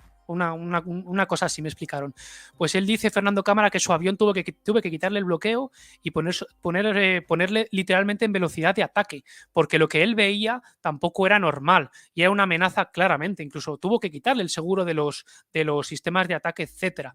Entonces, este caso, como ya digo, los implicados fueron el piloto, el copiloto y varios militares, entre ellos Fernando Cámara, que es el que más ha tenido a bien hablarnos del caso, que es un militar que es bastante reconocido, y no solo él, sino compañeros suyos cazas que también tuvieron un encuentro con estas luces tan extrañas. O sea, que estamos hablando ya de personas que han estudiado ingeniería, personas que han estudiado, que no son soldados rasos. Los pilotos militares saben diferenciar perfectamente un globo, saben diferenciar un pájaro, saben diferenciar un montón de cosas, y estos pilotos corroboran efectivamente que lo que vieron allá arriba no era efectivamente ningún tipo de nave humana.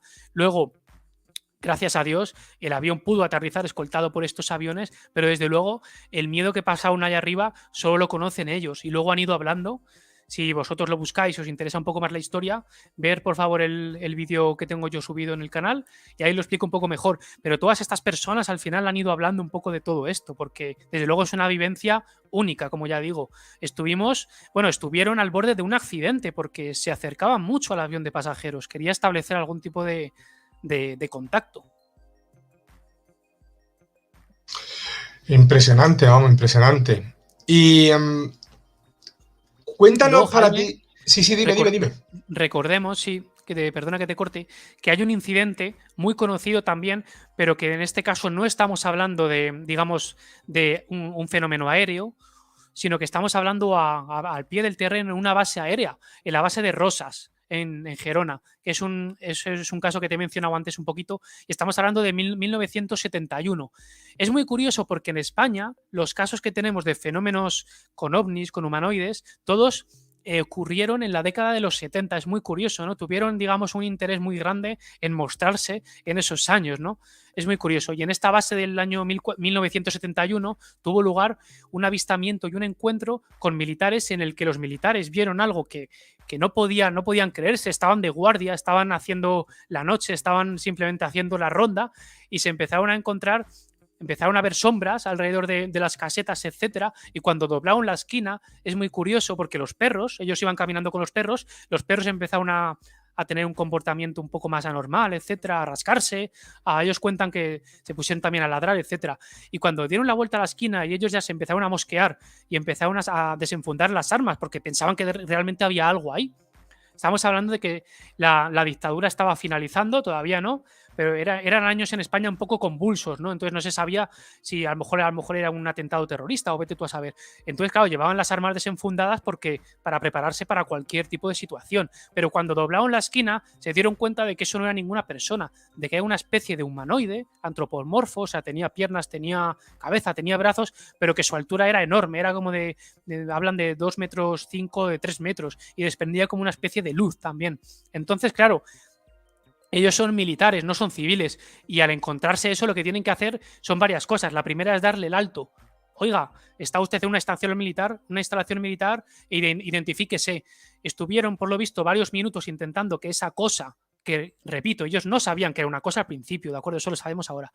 Ellos no sabían, entonces estuvieron diciéndole alto, alto, identifícate, y al ver que no se identificaba y que seguía también como estática, incluso ellos cuentan que dio como un par de pasos hacia ellos, tuvieron que disparar una serie de ráfagas primero al aire y al ver que esa cosa no se iba, intentaron acercarse, no apuntarle directamente, pero sí intentar un poco apuntarle medianamente para intentar que sintiera miedo y que esa cosa, sea lo que sea, al final se fuera.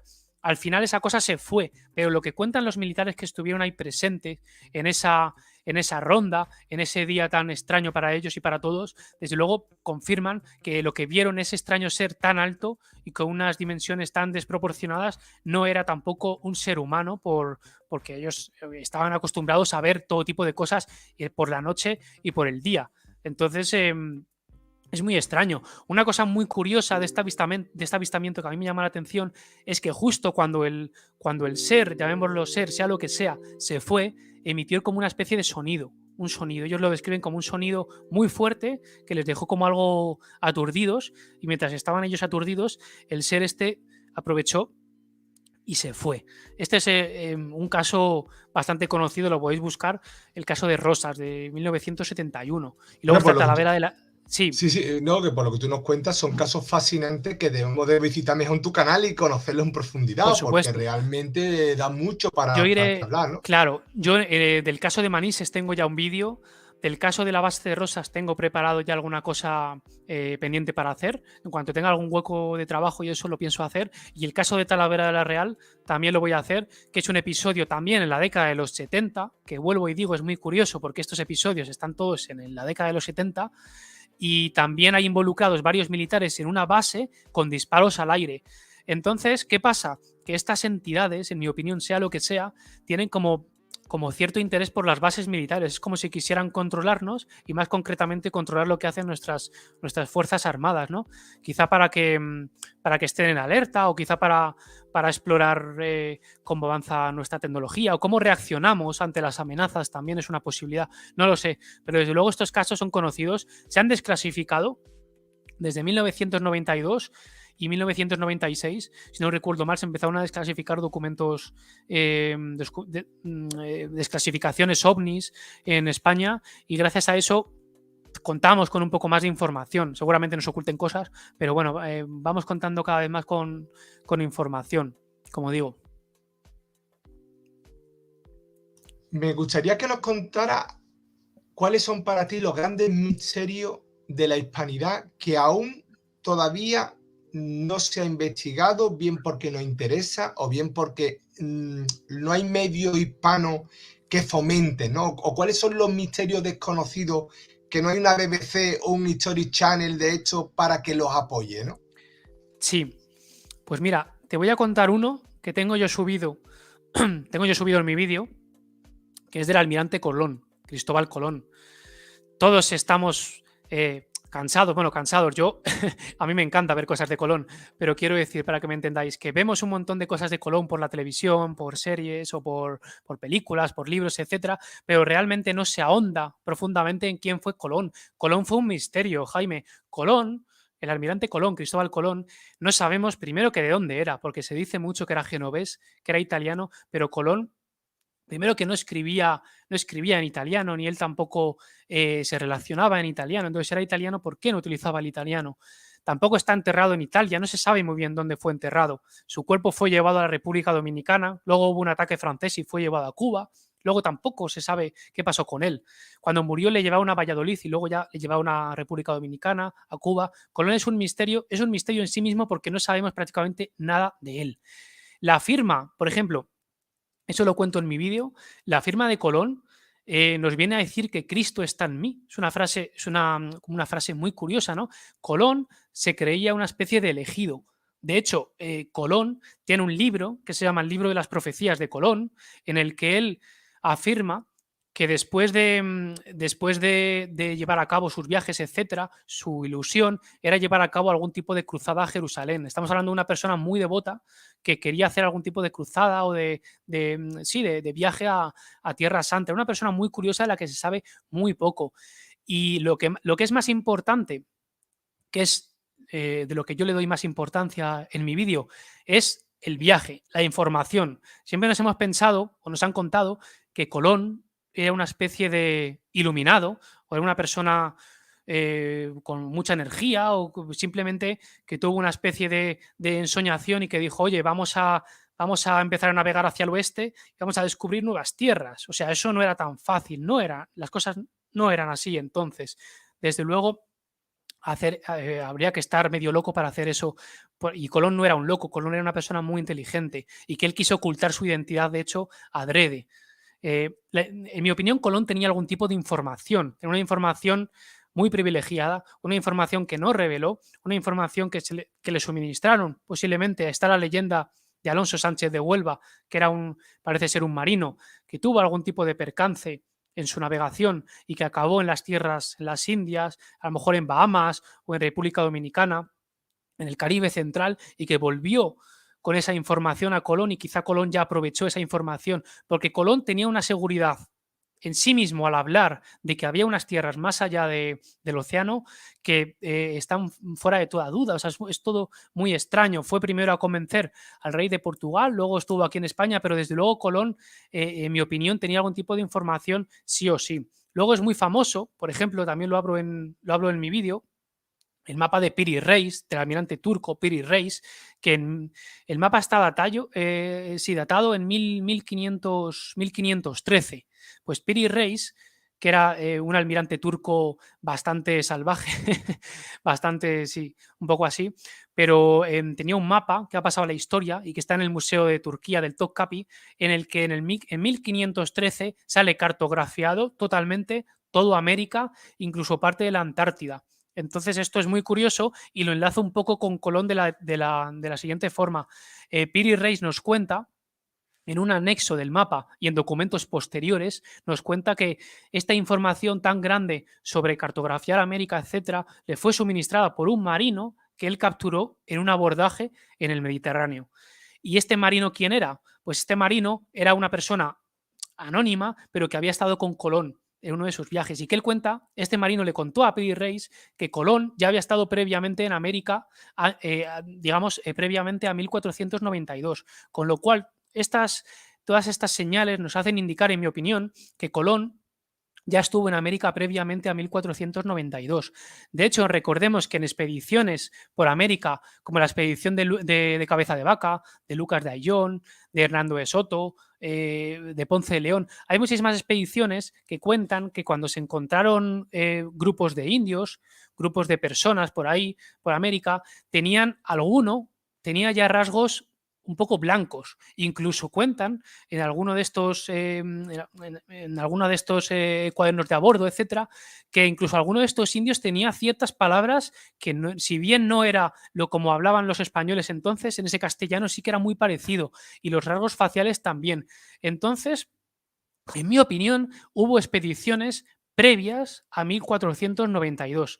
Alguna información de todo esto pudo llegarle a Colón para utilizarlo posteriormente para descubrir América de manera oficial, pero recordemos que en esta época los niveles técnicos, tecnológicos eran muy bajos, y si tú tienes un naufragio en América en esa época, obviamente no vas a poder volver. ¿Qué vas a hacer? Te vas a quedar ahí y te vas a enamorar de una persona de ahí, de un aborigen, de una india, etcétera, y vas a tener hijos, etcétera. Pues a lo mejor esas personas que se quedaron ahí naufragadas luego fueron lo que muchos exploradores españoles vieron como que tenían rasgos europeos. Y esto es muy curioso y se repite en muchas ocasiones. Yo esto lo llamo la anomalía del indio blanco.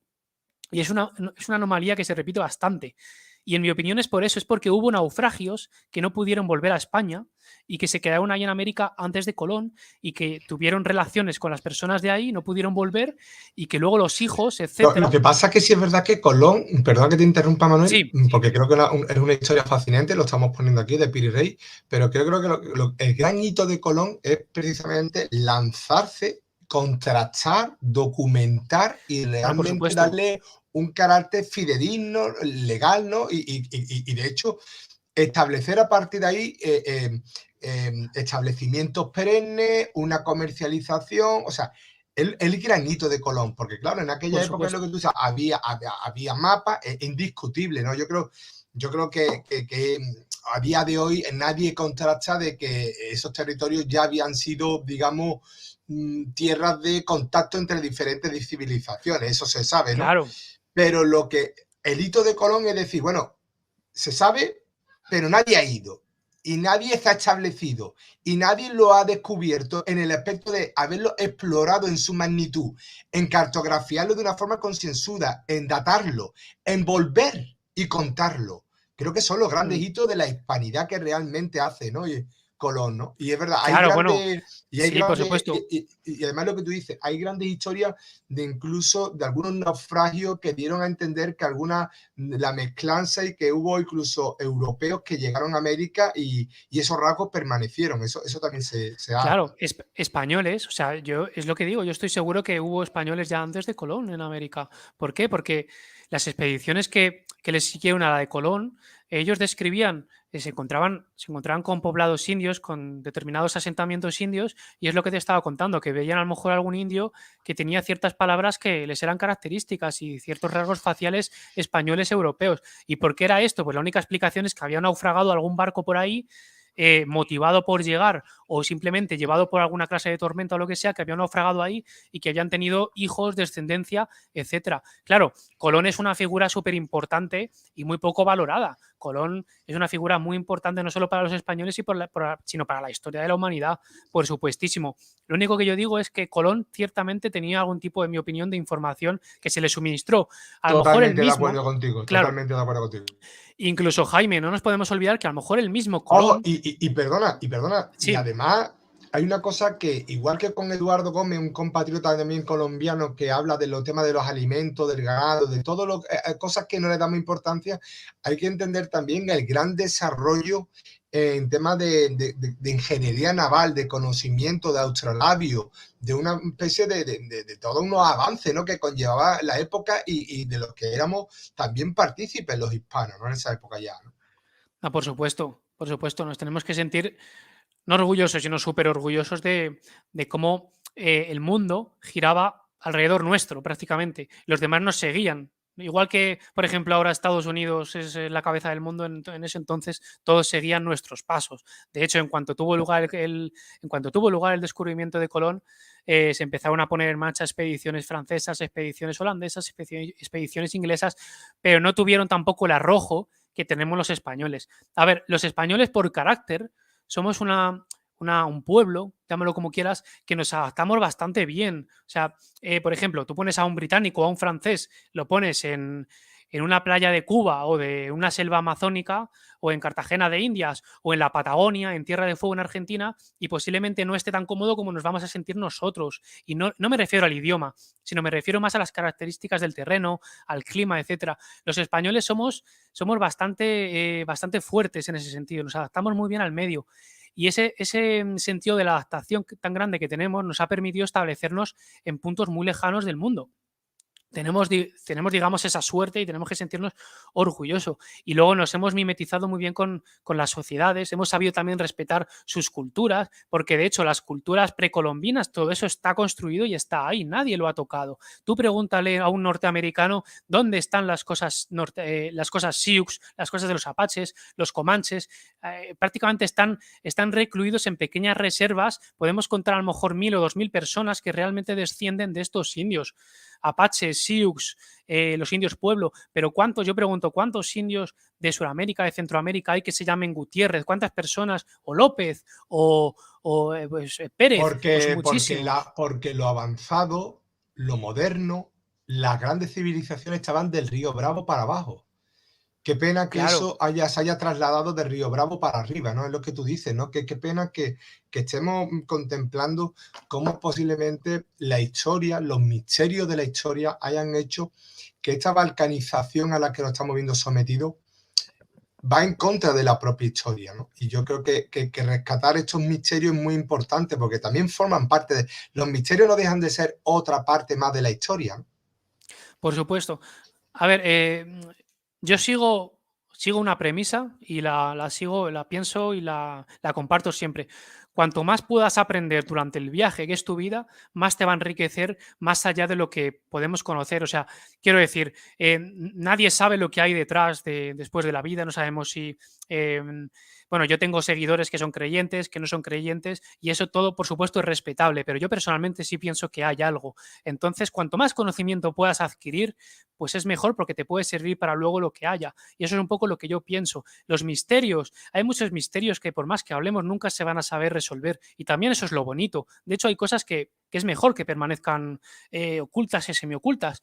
De hecho, por ejemplo, hablando un poco de criptozoología, por ejemplo, hablando del Yeti en la cordillera del Himalaya o del Bigfoot en Estados Unidos y Canadá o del Sasquatch, pues este tipo de animales desconocidos, para mí, en mi modo de pensar, es bonito hablar de ellos, es bonito estudiarlos, pero es también bonito que permanezcan ocultos, porque tampoco sería bueno que hicieran excursiones de 200.000 personas al año, como pasa, no sé si has visto en las personas, los alpinistas cuando quieren subir el Everest, que tienen que hacer cola para subir.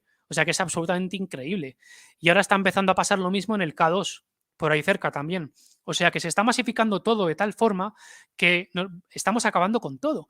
Entonces, si se descubriera, Dios no lo quiera, en mi opinión, el Yeti, que hay bastantes indicios de que hay una especie como de oso que parece ser que camina con dos piernas, o sea, que se pone erguido, pero no durante un momento, sino que se pone erguido constantemente. Entonces, o bien es una clase de homínido, como los neandertales, como los Australopithecus, una clase de homínido que se ha aislado de todo lo demás y se ha quedado en las altas cumbres del Himalaya, donde puede estar a salvo de la civilización moderna, o bien es eso, o bien es un oso, una clase de oso que no conocemos, pero desde luego hay algo. Son esas dos posibilidades las que yo contemplo. Entonces, todo esto es mejor que permanezca oculto, porque luego todo esto se masifica muchísimo y la verdad es que el ser humano, desgraciadamente, somos como una especie que nadie se enfade, pero somos a veces como una especie como de plaga. Entonces es mejor que permanezca eso oculto, que las personas que queramos hablar de él hablemos de eso, pero sea lo que sea que haya ahí, que permanezca vivo y que esté a sus anchas panzas. Y los monstruos, por ejemplo, de lagos, el monstruo del lago Ness, por ejemplo, pues igual, que no lo molesten, porque sea lo que sea que hay por ahí, que pueda vivir tranquilamente. eso es, lo tenemos que cuidar un poco entre todos, ¿no? El tema de la masificación, yo sé que es muy difícil de controlar y todo el mundo tiene derecho, ¿no? Porque seguro que hay alguno que piensa, bueno, pero yo tengo derecho a subir el Everest y tengo derecho a ir al lago Ness. Pues claro que sí, pero digamos que los organismos públicos, los políticos, etcétera, tendrían que hacer una labor mucho más protectora de todo esto, ¿no? Yo estoy de acuerdo. Aparte, la masificación muchas veces destruye esa esencia, ¿no? Esa aurea, ¿no? De misterio, que eso también es bonito preservarlo, ¿no? A veces también no hay que descubrir tanto, ¿no? Solamente deslumbrando, ¿no? Deslumbrarlo. Creo que también es muy bonito, ¿no? Ya, Mm. mira, yo creo que como todos los que te estamos viendo hoy, Manuel, pues la verdad que estamos quedando fascinados porque a mí se me viene a la cabeza la idea de que qué importante que hubiera un canal de historia en español y en hispano, tío, qué importante estoy viendo, qué pena, que siempre nos venden lo mismo, que si Trafalgar, que si el capitán Nelson ahora resulta que Bueno, tenía un hijo vástago, pero qué déjame, poco, ¿no? déjame una cosa que ahora que has mencionado lo de Trafalgar, en 1805, Trafalgar fue un error estratégico por el almirante francés que teníamos, Villeneuve, que lo que hizo fue, bueno, lo teníamos Y no fue una relativamente fácil. derrota, a ver, no fue una derrota porque fueron en tabla. Lo que sí es verdad que los daños que se causó a la Armada hispano-francesa fueron mayores que la británica. Para Sí, que los británicos venden muy bien entienden muy una bien. Sí, derrota, sí, digamos, unas tablas como una victoria. Y después lo de la contraarmada es lo de o sea, hay muchos periodos de la historia de que son Galicia. un Sí, misterio para mucha gente, ¿no? sí, pero déjame decir, Jaime, que lo de Trafalgar, em, hay una cosa muy curiosa que es la tormenta que hubo justo después, que le advirtieron, de hecho, gente de España le advirtió a Villeneuve que por favor no sacara la flota del puerto, que no la sacara porque iba a haber una tormenta tremenda y que esa tormenta iba a afectar a los barcos ingleses, con lo cual no iba a ser tan sencillo vencer a los españoles y a los franceses, a la flota franco-española, y Villeneuve dijo que no, que con dos cojones él salía, que daba igual y digamos que nos derrotaron. Es verdad que fue una derrota relativa, como dices tú, pero fue una derrota bastante, bastante sólida, la verdad. Y por el encabocenamiento, la obcecación de este almirante francés, que es verdad que tenía mucha presión de Napoleón, de los mariscales, porque Napoleón quería una victoria fácil. Napoleón quería una victoria fácil y contundente a los ingleses de Nelson. Napoleón tenía un odio acérrimo hacia Nelson. Quería derrotarle y humillarle. Entonces, se equivocaron todos, porque la flota no estaba preparada para salir, faltaban municiones, faltaba entrenamiento. Los barcos españoles, es verdad que si hubieran estado bien, hubieran sido mucho mejores que los británicos. Y la valentía y el arrojo de los No, no, no, españoles no. es mucho superior. Tan solo con que los que hubieran comandado hubieran sido los estrategas y hubieran sido los dirigentes de la batalla, hubiesen sido los propios comandantes españoles. El problema es que, bueno, en esa época pues estábamos Claro, como estábamos estaba. y Sí, lo sí, que no ha sí. pasado, y lo que no ha pasado siempre, ¿no? Que de hace prácticamente 2 siglos y medio para acá, pues ha habido un declive totalmente de la estructura de arriba hacia abajo, ¿no? Porque el pueblo sí realmente yo creo que igual que ahora se está sufriendo un proceso de reconquista histórica, por lo menos redescubriendo la historia, gracias a canales también como el tuyo, desde esa perspectiva del misterio. Al final, como se dice el Sí. refrán, ¿no? Qué buen vasallo si tuviera un buen señor, ¿no? Ese es el problema que creo que ha sido el resumen de nuestra historia, ¿no? Exactamente. Y luego una cosa muy curiosa, Jaime, y ya no me enrollo más, pero hablando de esto un poco de la historia de los ingleses, etcétera, durante la guerra de independencia, que ellos la llaman Peninsular War, la llaman la guerra de la guerra peninsular, hay una cosa muy curiosa, si tú miras, por ejemplo, cualquier blog, cualquier vídeo de un historiador británico, o no historiador, sino que simplemente le gusta la historia, etcétera, verás que a los españoles se nos omite. O sea, ellos hablan de los portugueses, hablan de los ingleses, hablan de que tuvieron un papel fundamental en expulsar a las tropas de Napoleón de España y tuvieron un papel importante, pero desde luego los españoles cargamos con todo el peso del dolor, de la sangre, de los muertos, de la destrucción, todo eso lo tuvimos que soportar los españoles, y la victoria de Bailén fue una victoria clave como muchas otras. Entonces los ingleses siempre están como desprestigiándonos, ¿no? Siempre están ahí como incordiándonos, pero bueno, nosotros tenemos que seguir nuestro camino y conocer la verdad tal y como es. Mira lo que dice Javichu, que estoy totalmente de acuerdo. Además, yo creo que te invitaría, o incluso la abordaremos, si no conjuntamente o incluso en reunificacionistas, hay tantas cosas por hacer. Que es la historia de los españoles que acabaron en Irlanda y cómo el pueblo irlandés mostró, creo que se está refiriendo a lo de la gloriosa armada, ¿no?, de Felipe II, y cómo el pueblo Sí, irlandés, incluso escocés, brindó un apoyo fundamental a muchos les compatriotas, acogió. ¿eh? Sí, Sí, sí, sí, les acogió. y lo conmemoran, hecho que Sí, nosotros también tenemos un problema, ¿verdad, Manuel? Que es que olvidamos nuestra historia. No, mira, total. el caso más palpable que yo siempre pongo es cómo de una derrota ellos sacan incluso una victoria parcial, ¿no? Porque ellos dicen que Vernon dice, no, yo, Cartagena de India, lo conquisté hasta donde pude, ¿no? Y Vernon está en uno de los panteones de los ilustres y Blas de Lezo, pues prácticamente, y todo aquello que defendieron la plaza, todavía no se han encontrado los huesos, ¿no? De Sí, Blas de Lezo se hubiesen hecho 40 películas, vamos, el Blas de Lezo del espacio, se hubiese hecho versiones de todo para niños, para documentales, de todo, pero como no tenemos un gran canal de historia, como no tenemos eso, nos gastamos el dinero en chorradas, no vamos a entrar en mayor historia, pero tiramos el dinero en chorradas, literalmente, pues qué pena, ¿no? Qué pena que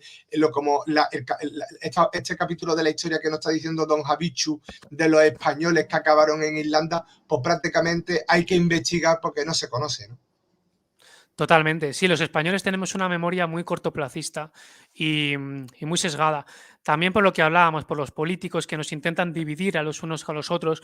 Ahora están cambiando de nombre las calles. Tampoco me quiero meter en cosas actuales, pero que sí, siempre están cambiando de cosas, están haciéndonos ver que el enemigo es el vecino y al final pues así no vamos a ninguna parte.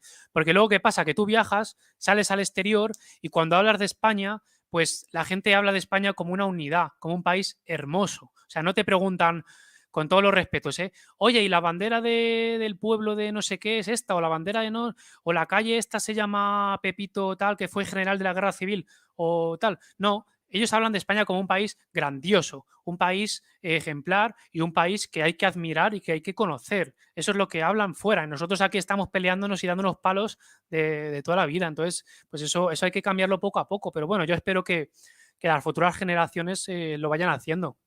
Claro que sí. Hay que ser optimista.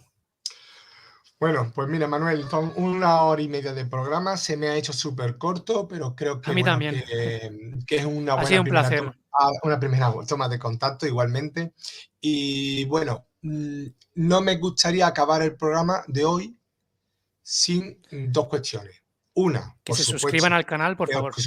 lo he puesto aquí a la izquierda, lo he puesto aquí Sí, a vuestra izquierda o derecha, según nos veamos, y que os suscribáis a los canales, por favor, Viajeros del Misterio, lo tenéis también arriba, porque creo que vamos a aprender mucho. Además, un canal joven, un canal hispano, el chaval está emprendiendo, igual que nosotros, somos canales humildes, no hacemos más elaboración porque es por hobby, aunque esperamos que cambien cosas, ya os iré anunciando nuevos retos y nuevos proyectos, pero por favor, muy importante, aparte de que os suscribáis, le deis a la campanilla, las notificaciones, si hacéis también la fabulosa labor de que lo pongáis, compartáis el vídeo, que este vídeo también lo va a subir nuestro amigo Manuel a su canal, con lo cual desde su canal os pido que desde su canal lo compartáis. Mira, pues mira, tema de misterio, título, canal de misterio, lo pongáis en vuestro, el enlace lo compartáis en vuestro Facebook, en vuestro Twitter, en vuestro Instagram, hagáis corto.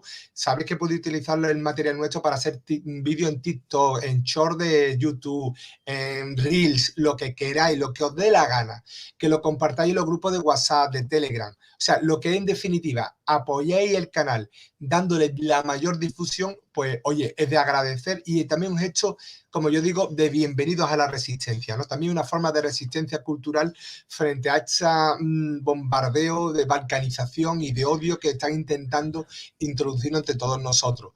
Y pues ya, sí, así es. finalmente, si en la parte más egoísta, ¿no? Pues si os metéis en la página de reunificacionistas.org y os suscribís, nos aportáis algún donativo y os hacéis socio, que también hay una cuota muy económica, pronto vamos a estar en Patreon también para que nos hagáis mecenas, y no, o hacéis una pequeña transferencia, el que esté en España, desde Bizum o cualquier sistema, a la cuenta bancaria, oye, pues nos ayudáis muchísimo para sostener estas redes sociales, para los dominios de Internet, para los dominios de la página, el mantenimiento de la página web, en definitiva, los gastos corrientes, porque somos una asociación, eso va totalmente fiscalizado y va totalmente a los gastos de la asociación. Nosotros estamos aquí pues dando nuestro tiempo, pues nos puede ayudar mucho, ¿verdad, Manuel? Y, por supuesto, apoyarte a ti, que es lo que hoy toca.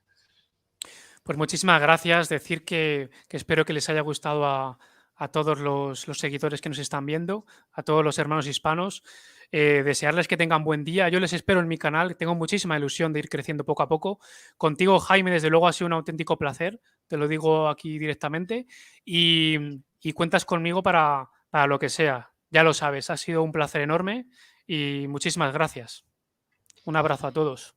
Pues bueno, Manuel, lo mismo te digo, ha sido un verdadero placer, no va a ser la última vez, no va a ser la última vez y bueno, a todos los que estáis ahí, pues nada, ha sido un honor, creo que hoy hemos aprendido muchísimo, una visión nueva de lo que es el hispanismo y bueno, ya solo me toca deciros que hasta la próxima y nos vemos.